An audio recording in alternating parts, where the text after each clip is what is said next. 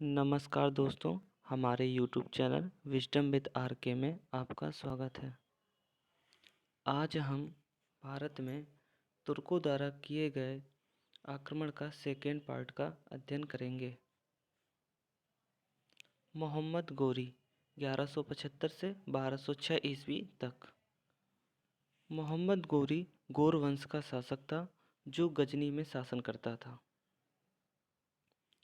मोहम्मद गोरी ने भारत में अपना प्रथम आक्रमण मुल्तान में करमाई मुसलमानों पर किया था।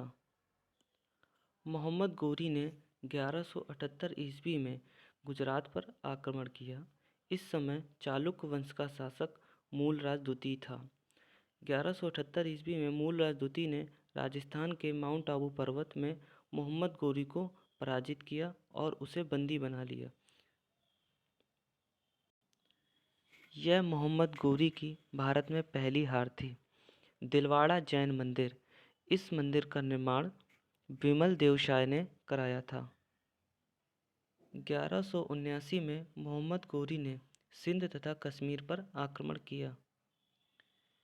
इस समय उत्तर भारत में दिल्ली, अजमेर, सांभर के क्षेत्र में चौहान वंश के शक्तिशाली शासक पृथ्वीराज चौहान का शासन था।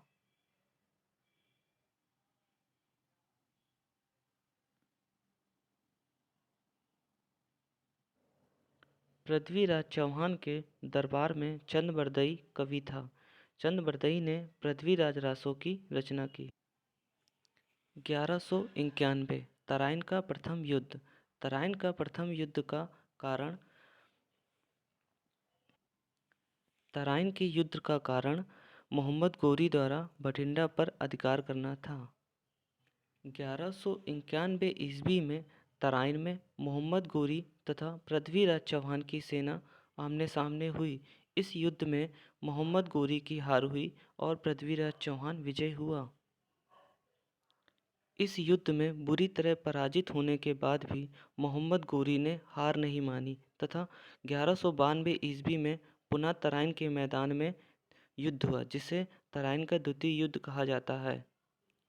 इस युद्ध में मोहम्मद गोरी विजयी रहा तथा पृथ्वीराज चौहान की हार हुई। 1193 ईस्वी में मोहम्मद गोरी ने दिल्ली में अपनी राजधानी बनाई। ख्वाजा मोइनुद्दीन चिश्ती की दरगाह अजमेर में स्थित है। 1194 ईस्वी में चंदावर का युद्ध हुआ। इस युद्ध में एक ओर मोहम्मद गोरी की सेना तथा दूसरी ओर जयचंद की सेना थी। इस युद्ध में मोहम्मद गोरी विजयी रहा तथा